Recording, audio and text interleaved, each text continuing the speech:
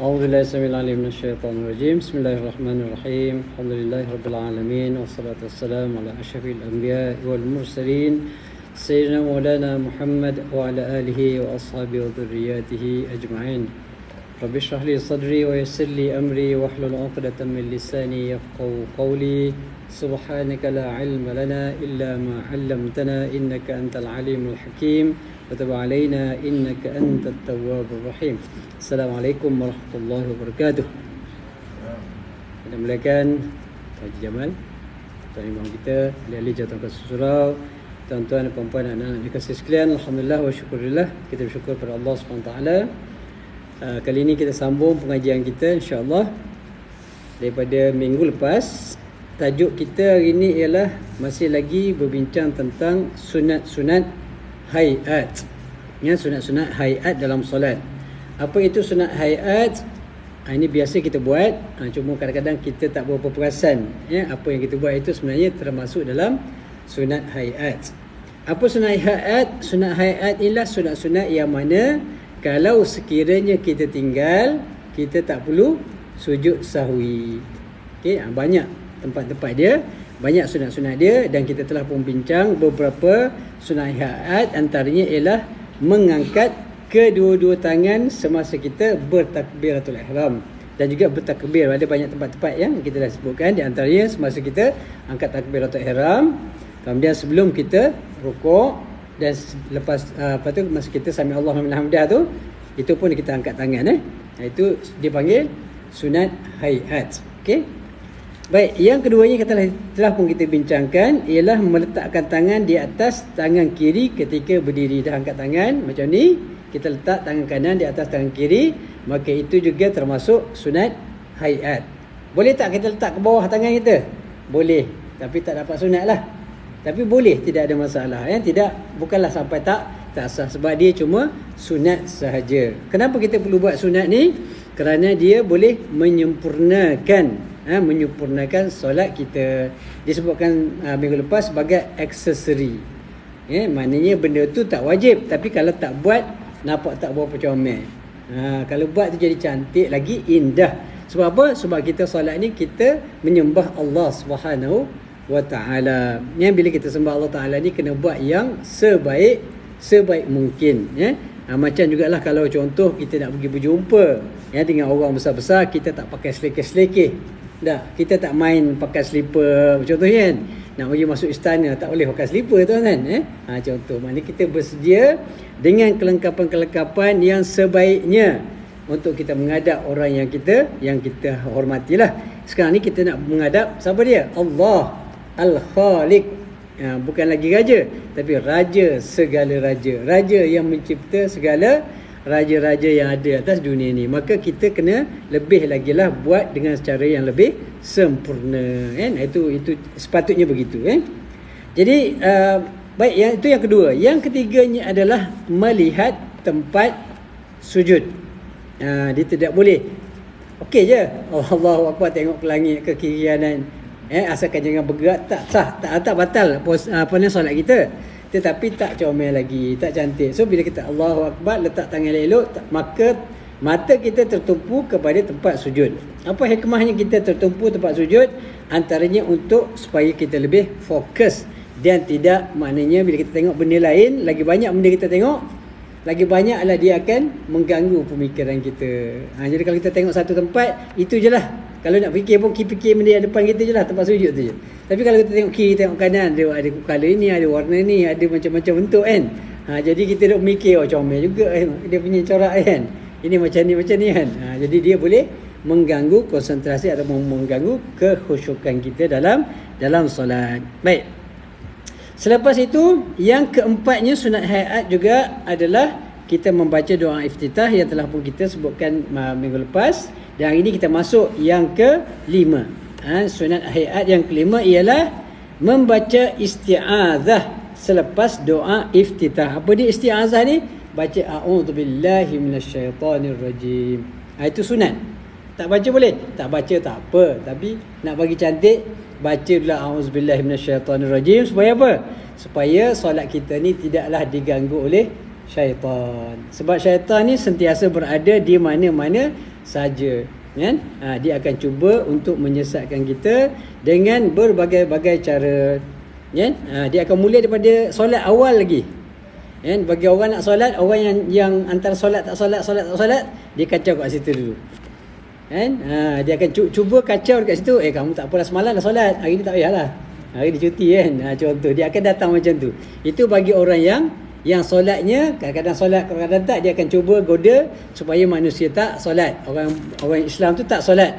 Dia kata semalam dah solat, hari ni cuti lah, tak apa, besok taubatlah. Itu bagi-bagi lah hujah dia kan. Baik, untuk orang yang solat, dia tak kacau macam tu. Ini cerdiknya syaitan ni, memang pandai. Sebab itulah kepandaian syaitan terbukti hari ni, tuan-tuan. Kepandaian dan kebijaksanaan syaitan menggoda umat manusia, mempengaruhi manusia, menipu manusia telah berjaya. Dan jelas nampak dia punya hasilnya di atas dunia hari ini. Apa hasil dia, tuan-tuan? Hasilnya adalah lebih 2/3 manusia tidak beriman kepada Allah Ta'ala. Lebih 2/3 manusia tidak beriman kepada Allah Ta'ala. Itu adalah tanda dan bukti kejayaan syaitan menyesatkan umat manusia, kejayaan syaitan menipu umat manusia sehingga kan manusia boleh tertipu dan tidak beriman kepada Allah Ta'ala yang mencipta mereka sendiri, yang memberikan segala-galanya kepada mereka, tapi mereka boleh engkar kufur dengan Allah Subhanahu Wa Ta'ala. Siapa punya kerja? Antara syaitan lah, selain daripada nafsu manusia. Dia nampakkan keindahan-keindahan yang ada pada agama-agama lain. Dia nampak walaupun sembah berhala dan sebagainya pun, dia nampak benda tu betul. Contohnya, itu kerja syaitan lah tu. Itu kerja syaitan. Yang sesat, dia nampak benda apa. Yang wajib dia tak nampak benda tu besar, tinggal pun tak apa. Itu kerja syaitan. Syaitan ni sentiasa menggoda kita, mempengaruhi kita supaya kita tinggal apa yang Allah Ta'ala perintahkan dan buat sebanyak mungkin dosa, benda yang Allah Ta'ala larang. Itu kerja syaitan. Dan secara umumnya, syaitan telah berjaya lah. Telah berjaya mempengaruhi umat manusia yang ramai. Saya selalu bawa dia punya data ni, tuan-tuan. Sekarang ni penduduk dunia lebih kurang ada 8 bilion. Yang beriman cuma lebih kurang 2 bilion sahaja. 6 bilion tak beriman. Ini siapa punya kerja tadi macam kita sebut? Itu syaitan punya kerja. Kejayaan syaitan lah tu. Dan di antara orang yang beriman, 2 bilion tu masih lagi ada penapisan. Syaitan masih buat kerja. Yang tak beriman tu tak apa dah, lepas dah. Dia juga maintain je. Yang tak beriman dia maintain je, jaga supaya mereka ni tak masuk Islam ataupun tak beriman, tak buat baik. Biar maintain. Yang kufur tu kekalkan kufur mereka. Itu kerja maintenance. Syaitan dia ada bab-bab yang dia maintain orang yang tak beriman, kekalkan mereka supaya terus tidak beriman. Okey, yang beriman dah ni pun dia akan cuba pesongkan supaya mereka menjadi tidak beriman ataupun mengurangkan ibadah mereka kepada Allah Ta'ala, melalaikan mereka. Okey, dan membawa berbagai-bagai jenis aktiviti dan berbagai-bagai agenda untuk melalaikan umat manusia. Semalam viral lah, 2 hari lepas apa dia? Konsert apa dia? Blackpink. Kalau siapa yang biasalah lalu dekat FYP, dekat TikTok Allahu Akbar. Orang muda dia tahu lah. Orang muda dia, orang lama ni tak perasan kan. Saya pun first time dengar tu, tengok tu. Tapi sebab lalu dekat TikTok saya, nampak, ya Allah, subhanallah. Baru 80,000 dekat stadium lebih. 120? 70,000 penuh. Apa nama ni, stadium Bukit Jalil, tuan-tuan. Ya Allahu Akbar. Lebih kurang 70,000 penuh, tuan-tuan. Itu nak ceritanya usaha-usaha syaitan ni melalui dia punya ejen-ejen yang berbentuk manusia ni ramai sangat sebenarnya. Nak menyesatkan manusia, itulah kaedahnya. Antara kaedah paling mudah untuk sesatkan manusia ialah melalui apa dia? Hiburan tuan-tuan. Ya Allah, nampaklah dia punya, ya Allah. Memang teruk tuan-tuan pakaiannya, Allah Akbar. Inilah negara kita tuan-tuan. Tapi sebab yalah, nak buat macam mana kita nak marah kerajaan pun masalah juga tuan, sebab kita ni bukan Islam saja. Kan? Kalau orang Islam semua senang, ini campur yang tak Islam, hak mereka lah pula. Itu antara kekangan kita lah dekat Malaysia ni tuan-tuan. Jadi kita nak strict sangat pun nanti nampak macam negara Taliban pula kan. Jadi masalah juga kan.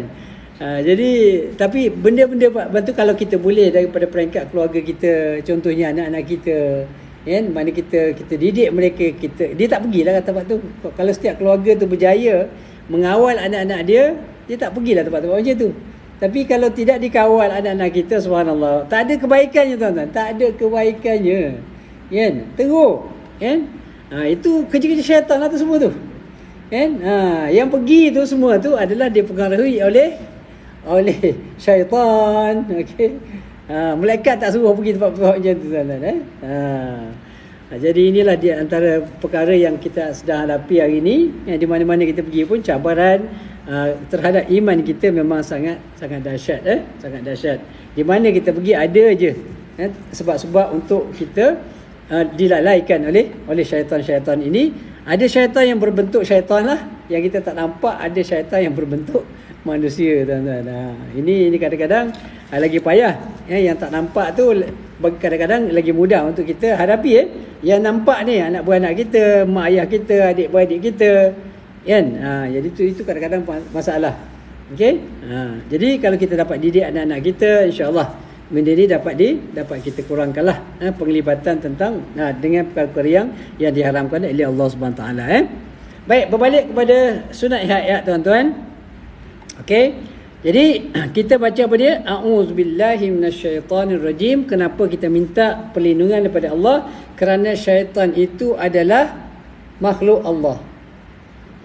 Oleh kerana syaitan itu adalah makhluk Allah Subhanahu Wa Taala, maka makhluk Allah Taala ini dia tidak berkuasa. Makhluk Allah Subhanahu Wa Taala tidak boleh memudaratkan dan memanfaatkan manusia atau makhluk mana-mana makhluk kecuali dengan izin Allah Subhanahu Wa Taala. Kita percaya syaitan jin wujud. Syaitan jin wujud. Hantu kata istilah kita. Wujud, dia memang ada hantu. Itu istilah kita lah. Orang Arab tak panggil hantu, dia panggil syaitan ataupun jin. Syaitan atau jin. Kita panggil hantu. Ada hantu raya, hantu tak raya, macam-macam. Macam-macam jenis hantu. Langsuinya, pelesitnya kan. Itu istilah-istilah kita lah. Istilah dia Arabnya syaitan minal jinni wal insa. Syaitan pula ada daripada jin, ada di kalangan manusia kan. Jadi syaitan ni tuan-tuan memang kerja dia menyesatkan manusia. Jadi oleh kerana syaitan ini walaupun kita percaya dia wujud, tetapi dia tidak lebih dan tidak lebih daripada manusia. Maksudnya yang lebih dia cuma ni lah, cuma dia kita tak dapat tengok. Itu kelebihan dia lah. Dan dia tidak boleh memudaratkan kita, dia tidak boleh memanfaatkan kita. Maksudnya apa dia?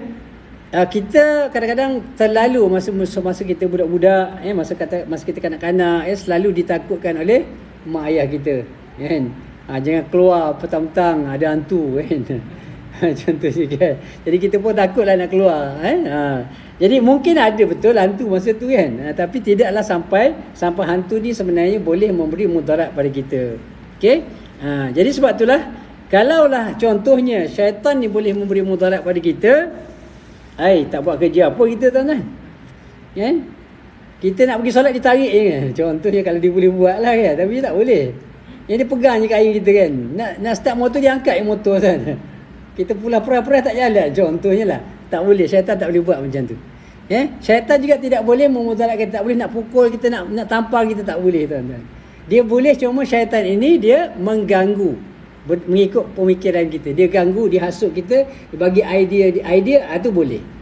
Syaitan ni boleh bagi idea-idea yang bernas-bernas. Dia kata dia akan macam contoh kalau kita ustaz tuan-tuan, Macam mana syaitan ni kacau kita? Syaitan akan bawa ayat-ayat Quran, tuan-tuan. Tetapi dengan matlamat, dengan tujuan yang salah. Dia akan mentakwilkan ayat-ayat Quran, tuan-tuan. Ni kerja syaitan. Dia kacau ulama' ni lain. Orang ada ilmu cara lain.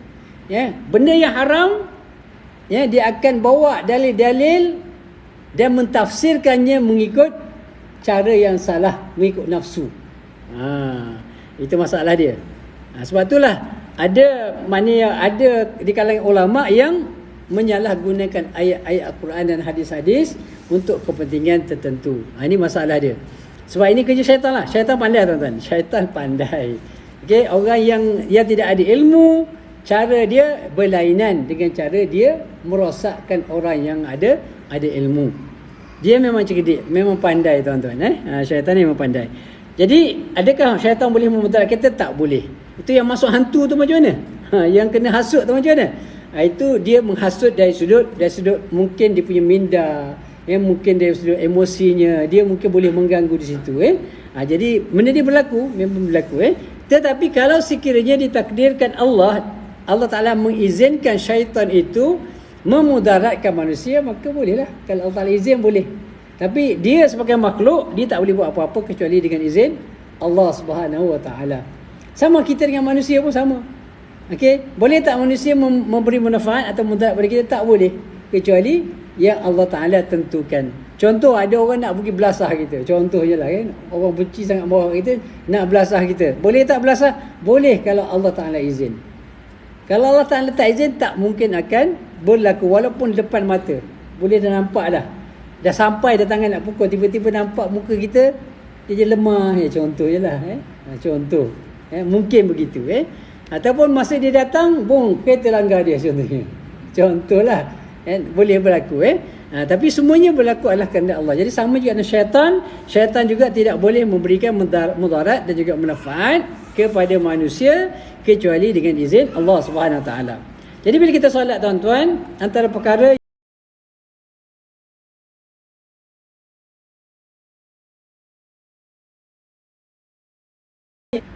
dengan keadaan iman kita yang lemah, kadang-kadang kita banyak diganggu oleh syaitan ini.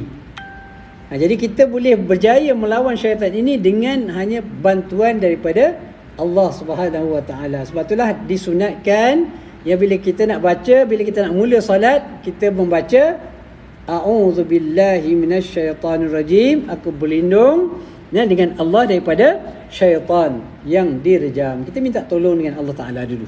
Okey? Jadi itulah kenapa dia disunatkan membaca a'udzubillah, kerana kita nak minta bantuan dengan Allah. Sebab tak ada siapa boleh bantu kita melawan syaitan ni. Syaitan ni walaupun dia kita tak nampak dia, tetapi dia sangat kuat dia punya pengaruhnya. Macam kita sebutkan dia awal tadi, maknanya kejayaan dia sangat jelas. Kejayaan syaitan mengganggu manusia ni sejak zaman Nabi Adam AS sampailah sekarang, sampai hari kiamat. Itulah kerja dia, menyesatkan umat manusia. Okey, Nabi Adam sendiri pun boleh digoda oleh syaitan. Punya hebatlah, memang hebatlah syaitan ni. Allah Ta'ala bagi kehebatan kepada dia untuk menggoda dan merosakkan umat manusia. Dan dia bersumpah, tuan-tuan, dia bersumpah dengan Allah SWT bila iblis, bapa segala syaitan ini, okey, dicampakkan oleh Allah Ta'ala daripada syurga, dihalau keluar daripada syurga kerana dia enggan tunduk dan sujud kepada Nabi Adam. Bila diperintahkan oleh Allah Ta'ala, maka dia berjanji dan bersumpah dengan Allah Ta'ala, la'ughwiyannahum ajma'in, nescaya aku akan menyesatkan mereka semuanya. Itu sumpah depan Allah. Punyalah samsing syaitan.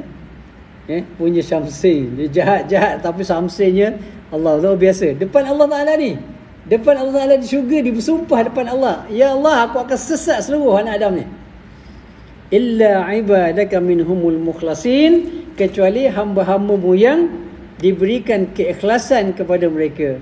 Jadi rahsianya untuk kita lawan syaitan ni, tuan-tuan, antaranya ialah kita ikhlas dalam setiap amalan kita. Maka Allah Ta'ala akan jaga kita daripada gangguan syaitan. Orang tak ikhlas, cepat syaitan masuk, tuan-tuan. Dia mudah masuk. Sebab tidak ada perlindungan. Tapi orang ikhlas ni sebab ikatan dia adalah Allah Subhanahu Wa Taala. Pegangan dia adalah Allah Subhanahu Wa Taala. Pengharapan dia adalah Allah Subhanahu Wa Taala. Jadi bila dia baik dengan Allah Taala, maka syaitan, jin, semuanya iblis tak boleh dekat dengan dia. Itu dia punya rahsianya. Jadi kalau orang yang selalu kena ganggu syaitan dan iblis, antara tips dia adalah sentiasa dekat dengan Allah Subhanahu Wa Taala. Selalu banyak berzikir, sentiasa berada dalam keadaan berwuduk, contohnya selalu baca Quran. Nabi akan hidupkan suasana rumah tu dengan suasana yang keislaman, ibadah dan sebagainya. InsyaAllah payah sikitlah syaitan dan iblis nak kacau kita, insyaAllah. Dan juga anak-anak kita. Ya. Baik tuan-tuan, Allah Subhanahu Wa Taala, itu cerita tentang perlindungan, perlindungan kita daripada syaitan. Baik. Lafaz ini, lafaz a'udzubillahi minasyaitonirrajim ini diucapkan sebelum membaca Al-Fatihah. Itu syarat dia. Okey, syarat dia adalah dibaca a'udzubillah ni sebelum baca Fatihah. Jadi Allahu Akbar. Jadi sebelum kita lepas baca doa iftitah, kita nak baca Fatihah a'udzubillahi minasyaitonirrajim, tapi dia kena baca perlahan. Disunatkan membaca a'udzubillah itu perlahan, lepas tu barulah kita baca a'udzubillahi minasyaitonirrajim, barulah kita baca bismillahirrahmanirrahim. Tapi a'udzubillah tu baca perlahan. Baik. Jika seorang itu sedang bersolat, orang yang sedang bersolat itu telah membaca sekurang-kurangnya bismillah, dia tidak boleh lagi membaca ta'awuz ataupun isti'azah tadi, malah makruh dia membacanya. Contoh, kita Allahu Akbar, kita dah baca doa iftitah, kita pun bismillahirrahmanirrahim. Tak baca auzubillah lah. Kita pun gostan balik auzubillahi minasyaitonirrajim. Tak boleh tuan-tuan. Tak boleh. Tidak disunatkan, bahkan makruh. Sebab kita dah baca bismillah dengan nama Allah, ini minta perlindungan daripada syaitan. Apa boleh? Tak boleh lah. Dah cukup lah. Bila kita dah mula baca bismillah tu, tak perlu kita gostan balik, baca auzubillah balik, kamu dah baca alhamdulillah balik. Itu syarat dia. Nak baca auzubillah sebelum kita baca bismillahirrahmanirrahim, sebelum kita baca al-Fatihah, ya. Baik. Dalil disunatkan membaca ta'awuz ini ialah firman Allah Taala, a'udzubillahi minasyaitonirrajim, fa idza qara'tal qur'ana fasta'iz billahi minasyaitonirrajim. Maksud apabila engkau membaca Al-Quran, maka adalah kau terlebih dahulu memohon perlindungan kepada Allah daripada hasutan syaitan yang kena rejam. Jadi ada nasnya dalam Quran, apabila kita membaca Quran, termasuk juga masa kita solat. Jadi sebelum baca Quran, a'udzubillah, baca a'udzubillah dulu. Okey, itu dia antara nas yang menunjukkan bahawa disunatkan kita membaca a'udzubillah sebelum kita baca Al-Quran, ya. Baik, seterusnya. Sunat hayat yang keenam, okey, sunat hayat yang keenam ialah membaca dengan suara yang kuat di tempat-tempat tertentu. Qayyim, depan ni. Ke depan sini. Tengah main, Sorry, gangguan sikit. Anak-anak pun dia buat ceramah pun kena beritahu, Tidak dia buat main, tu bagi kursi, nak kursi, duduk.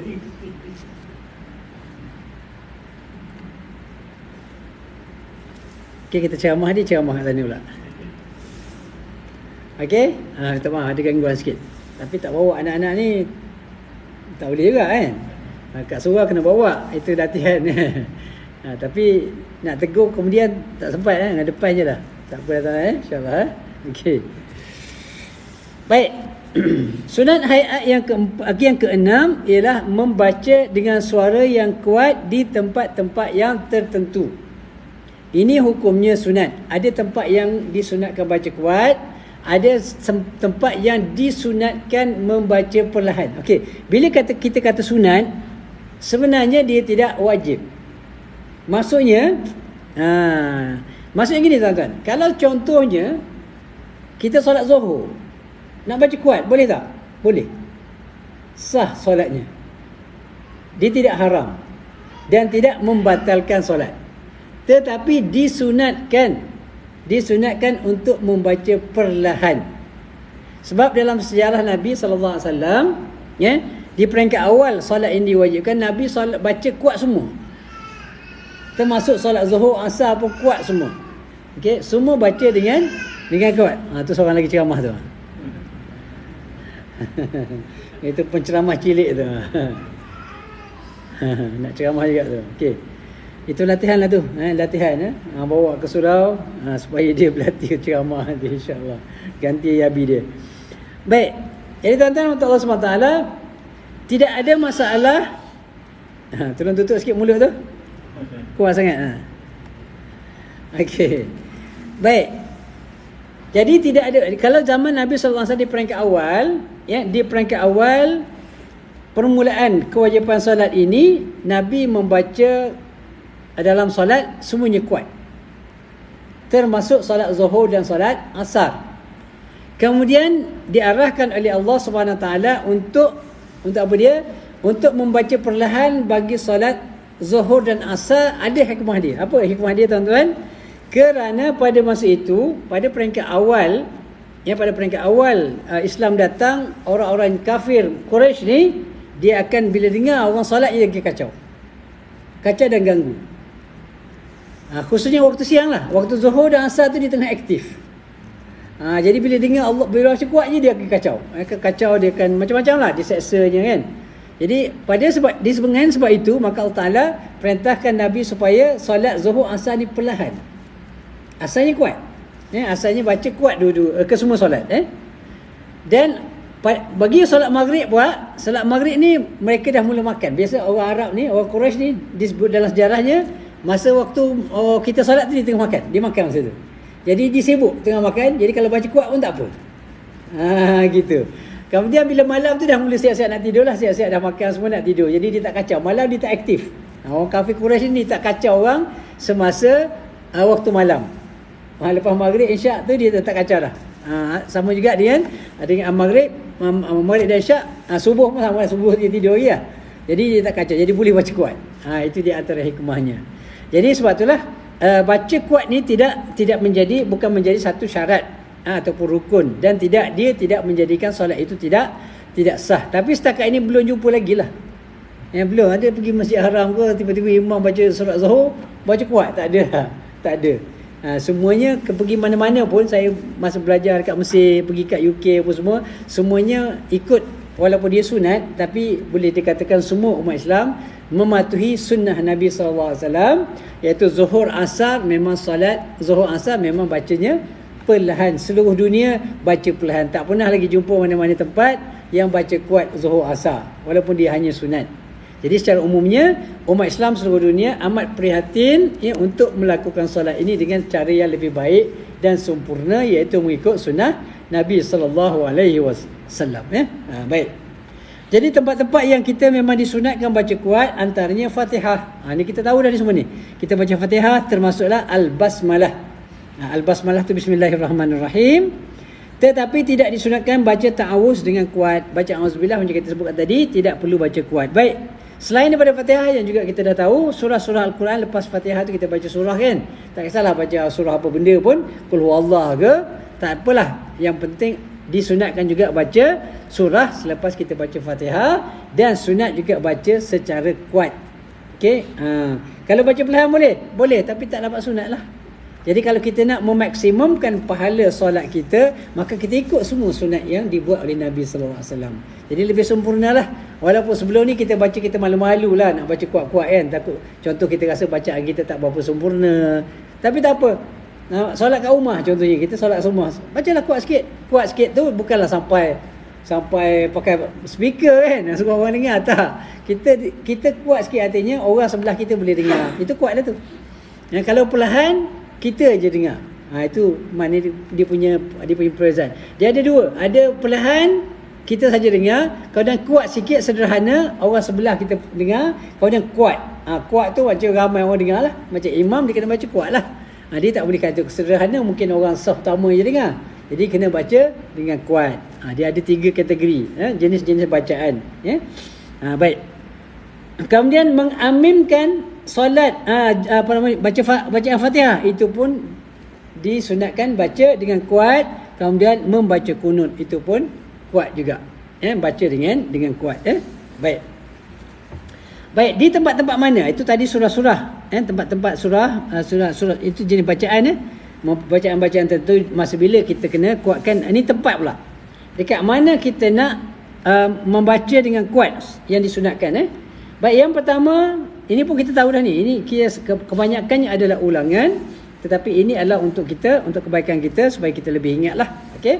Baik, pertama, 2 rakaat solat subuh, kita tahu memang apa nama ni, kita baca kuatlah. Kemudian solat maghrib, rakaat pertama, 2 rakaat pertama, rakaat pertama dan kedua lah solat maghrib, sama juga 2 rakaat pertama solat isyak, kemudian solat Jumaat, kemudian solat hari raya, okey, Aidil Fitri dan Aidil Adha, kemudian 2 rakaat solat gerhana pun juga dibaca dengan kuat, 2 rakaat solat minta hujan istisqa pun juga 2 rakaat tu dengan kuat juga bacaan dia. Kemudian setiap rakaat solat tarawih, ni tak lama dah nak tarawih dah, dah berapa minggu, 2-3 minggu lagi kita dah nak mula tarawih insya-Allah, dan itu pun baca dengan kuat. Okey, jangan baca perlahan pula, tak dengar makmum. Baik, begitu juga dengan solat witir pada bulan Ramadan, itu pun disunatkan baca kuat. Kemudian disunatkan bagi imam atau orang yang solat sendirian membaca kuat pada tempat-tempat di atas. Jadi untuk baca kuat ni tuan-tuan, dia tak semestinya kita jadi imam saja. Ya, kalau kita solat berseorangan, tak ada, kita bukan imam, kita bukan makmum. Solat seorang-seorang dekat rumah contohnya, maka itu pun juga disunatkan kita membaca dengan kuat. Okey, kita baca dengan kuat. Baik. Hal ini berdasarkan kepada hadis Nabi sallallahu alaihi wasallam, antaranya riwayat Al-Bukhari dan Muslim daripada Jubair bin Mut'im, sami'tu Rasulullah sallallahu alaihi wasallam yaqra'u bit-tur fil maghrib. Saya pernah dengar Nabi sallallahu alaihi wasallam membaca surah At-Tur ketika solat maghrib.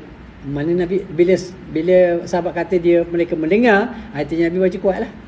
Ini untuk solat maghrib.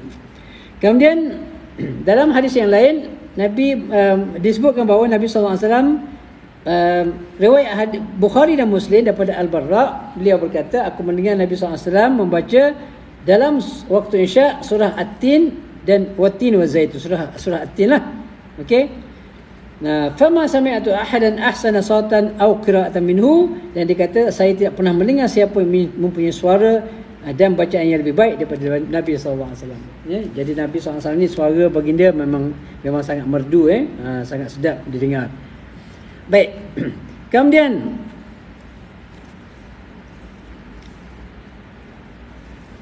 okey, itu jelas, itu sunat-sunat yang keenam, iaitu solat yang mana kita membacanya dengan kuat.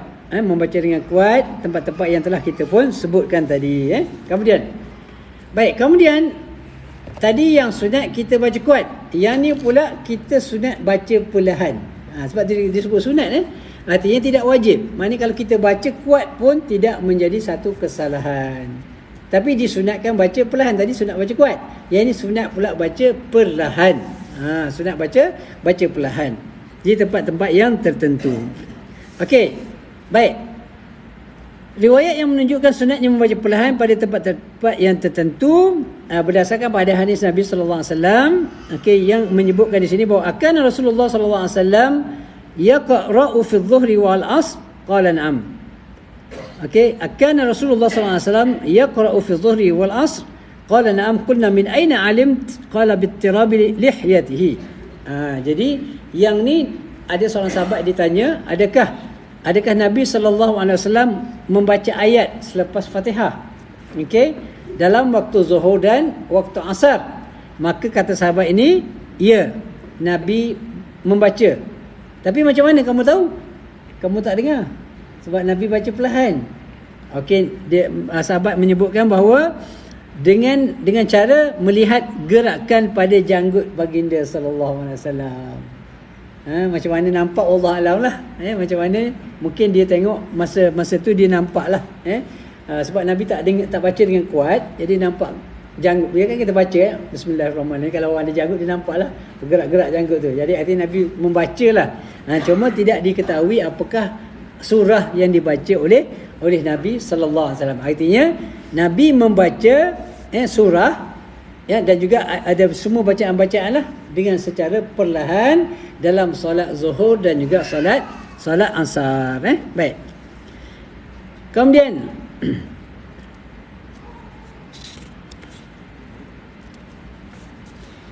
Dalam satu hadis Nabi sallallahu alaihi wasallam, riwayat Al-Bukhari dan Muslim daripada Al-Atha radhiyallahu anhu, bahawa Abu Hurairah radhiyallahu berkata, fi kulli salati yaqra'u fama asma'ana Rasulullah sallallahu alaihi wasallam asma'nakum wa ma akhfa minna akhfaina minkum.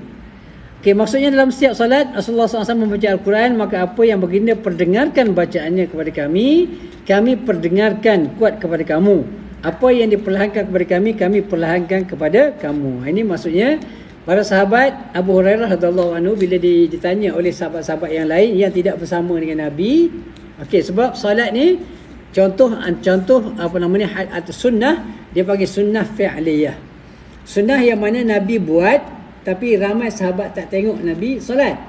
Jadi sahabat-sahabat yang melihat Nabi solat meriwayatkan apa yang mereka tengok daripada Nabi.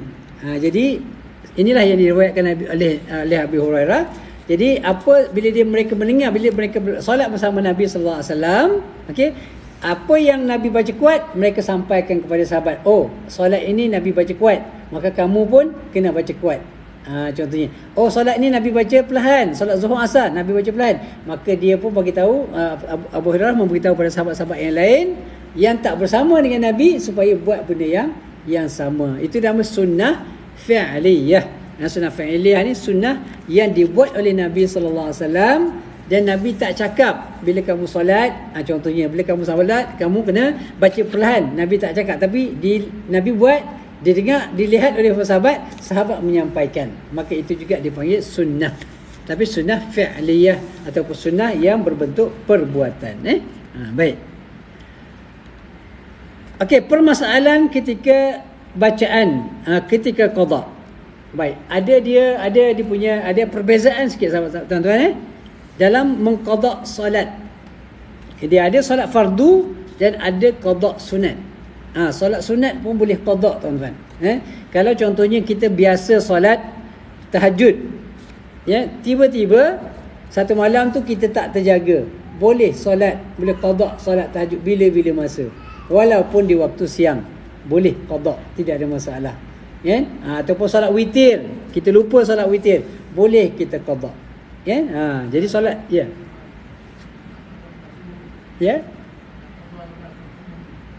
hatta kalau qada ni walaupun lepas solat subuh pun boleh.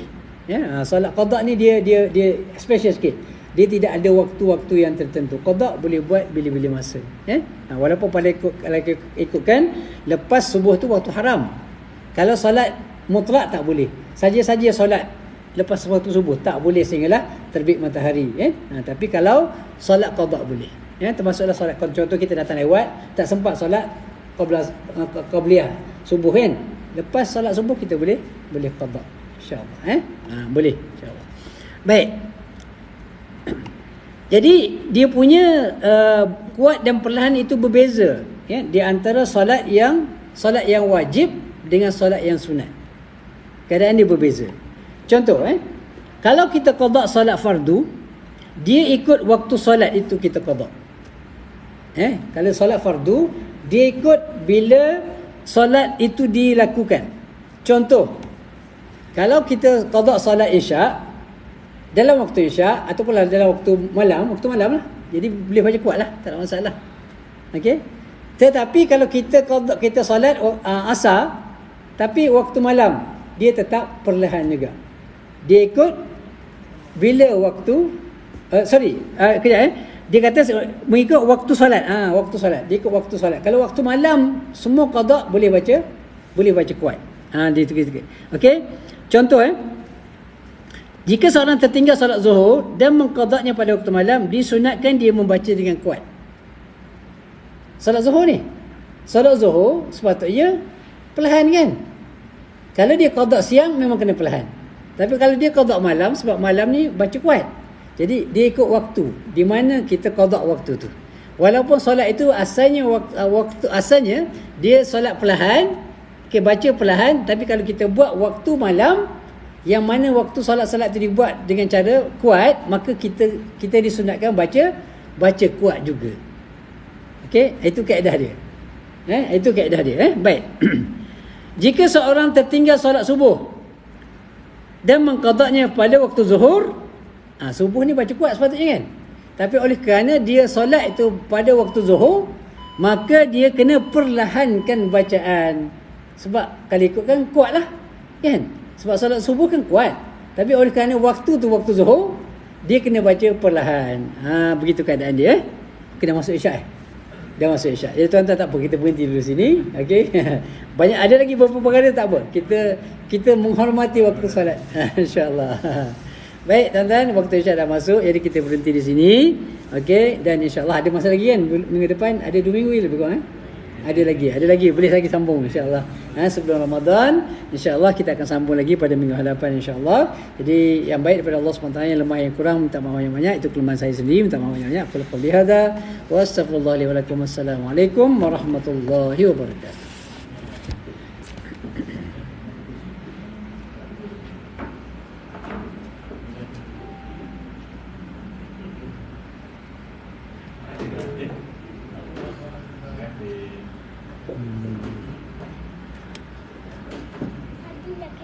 Pergi.